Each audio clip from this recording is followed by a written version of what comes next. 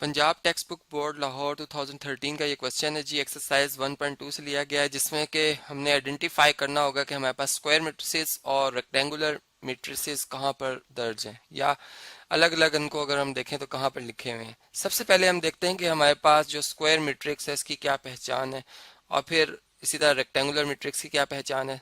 तो square matrix के लिए हम ये कहेंगे कि एक ऐसा मैट्रिक्स जिसके नंबर ऑफ रोज, मैं यूं कहूंगा कि जिसमें रोज की कतारों की तादाद, ठीक है, और इसी तरह जो इसमें नंबर ऑफ कॉलम्स हैं, कॉलम्स जो हैं वो भी इसी तरह से हमारे पास जो हैं वो बराबर हो जाएं।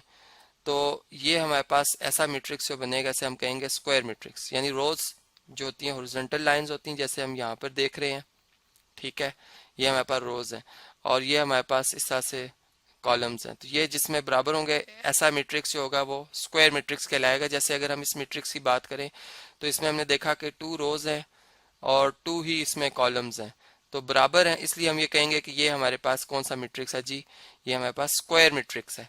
और इसी तरह से इसका ऑर्डर भी अगर हम देखें तो यहाँ पर हम इसका ऑर्डर भी पहचान सकते हैं कि इसका ऑर्डर 2, यानी पहले रोज की तादाद और फिर बाय 2 यानी कॉलम्स की तादाद। फिर इसी तरह अगर हम रेक्टेंगुलर मैट्रिक्स की बात करते हैं तो रेक्टेंगुलर मैट्रिक्स बेसिकली वो मैट्रिक्स होगा फिर कि जिसमें नंबर ऑफ रोज और नंबर ऑफ कॉलम्स जो हैं वो बराबर ना हो। तो मैं इसी बात को जो है यहाँ से कॉपी करता हूँ, और इसके लिए सिर्फ हमने ये कहा कि इसमें बराबर नहीं होंगे। यानी अब इस ये हो सकता है कि रोज की तादाद ज्यादा हो जाए, कॉलम्स कम हो जाए, या कॉलम्स की तादाद जो है वो ज्यादा हो जाए और रोज कम हो जाए। जैसे अगर हम इस मैट्रिक्स की बात करते हैं तो इसमें अगर हम तादाद गिने तो ये रो 1 है जिसमें 3 लिखा हुआ है, ठीक है।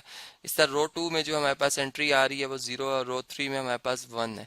अब इसमें 3 रोज हैं, लेकिन कॉलम्स की तादाद अगर देखें तो एक ही कॉलम है जिसमें 301 लिखा हुआ है, तो अनइक्वल है। इसलिए हम ये कहेंगे कि बराबर ना होने की वजह से ये हमारे पास कौन सा मैट्रिक्स हो जाएगा जी, रेक्टेंगुलर मैट्रिक्स हो जाएगा, ठीक है। अब इसी तरह हमारे पास आगे भी हम देखते हैं डिफरेंट मैट्रिसेस जो गिवन है कि वो कौन कौन से कैटेगरी में आते हैं। इसका ऑर्डर भी अगर लिखना चाहें तो रोज की तादाद पहले लिखी जाती है यानी 3, और फिर कॉलम की तादाद बाय 1, तो 3/1 इसका ऑर्डर बन जाता है। इसी तरह अगर हम इस मैट्रिक्स की बात करते हैं तो देखें जी, इसमें ये पहली रो है, ये दूसरी रो है, और ये इसमें तीसरी रो है। 3 रोज हैं, और कॉलम्स अगर देखें तो पहला कॉलम, दूसरा कॉलम और तीसरा कॉलम है, बराबर है। इसका मतलब है कि ये हमारे पास कौन सा मैट्रिक्स है जी, स्क्वायर मैट्रिक्स है। तो इसके लिए मैं वही ऑप्शन जो हमारे पास ऑलरेडी हमने पहले आपसे शेयर किया था स्क्वायर मैट्रिक्स का, वही यहाँ से मैं इसके लिए भी सिलेक्ट कर लूंगा कि ये हमारे पास कौन सा मैट्रिक्स है जी, स्क्वायर मैट्रिक्स है। और चलें जी, यहाँ पर हम इंडिकेट कर रहे हैं कि ये हमारे पास कौन सा मैट्रिक्स है जी, स्क्वायर मैट्रिक्स है। इसी तरह अगर हम इस मैट्रिक्स की बात करते हैं तो इसमें हम ये देख रहे हैं जी कि इसमें कितनी रोज हैं जी, पहली रो, ठीक है, रो 1 है जिसमें 0 0 एंट्री, रो 2 है इसमें भी, रो 3 है इसमें भी 3 रोज हैं, और कॉलम्स अगर आप देखें तो पहला कॉलम और दूसरा कॉलम। तो ये हमारे पास एक रेक्टेंगुलर मैट्रिक्स होगा। तो इसके लिए मैं यही ऑप्शन जो मैंने ऑलरेडी यहाँ पर लिखा था इसी को मैं यहाँ पर कॉपी कर लूंगा। लेकिन यहाँ से हमें एक और बात भी मालूम हुई है कि ये रेक्टेंगुलर मैट्रिक्स के साथ साथ कौन सा मैट्रिक्स है जी, जीरो मैट्रिक्स भी है। यानी अगर आप देखें तो इसकी तमाम एंट्रीज जीरो हैं, ठीक। चूंकि हमने सिर्फ रेक्टेंगुलर और स्क्वायर को सेपरेट करना है, लेकिन चले हमें ये बात यहाँ से मालूम हुई।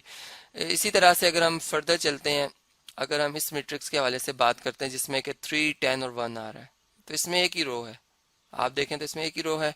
और कॉलम्स कितने हैं, अगर कॉलम्स की तादाद गिनी जाए तो पहले कॉलम में 3 आ रहा है, दूसरे कॉलम में 10 आ रहा है, और तीसरे कॉलम में 1 आ रहा है। यानी फिर इसका मतलब है कि ये कौन सा मैट्रिक्स हो जाएगा जी, ये भी रेक्टेंगुलर मैट्रिक्स होगा, जिसके लिए मैंने यहाँ पर इसको इंडिकेट कर दिया कि हमारे पास रेक्टेंगुलर मैट्रिक्स है।